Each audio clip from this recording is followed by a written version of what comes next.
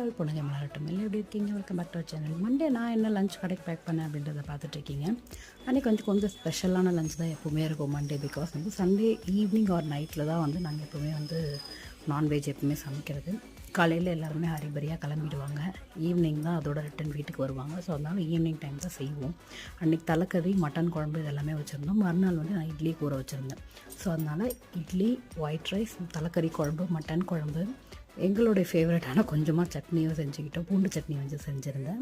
So அது எல்லாமே தான் நான் கடைக்கு பேக் பண்ணேன். களி செஞ்சுருந்தேன் இல்லைங்களா, அது கூடவே வந்து கூழ் செஞ்சு வச்சுருந்தோம். கறி குழம்பு, கீரை இந்த மாதிரிலாம் எதனா செய்யும்போது கண்டிப்பாக களி இருக்கும். கருவாட்டு குழம்புலாம் செய்யும்போது களி கூட அதெல்லாம் சாப்பிடும்போது ரொம்பவே சூப்பராக அல்டிமேட்டாக இருக்கும்.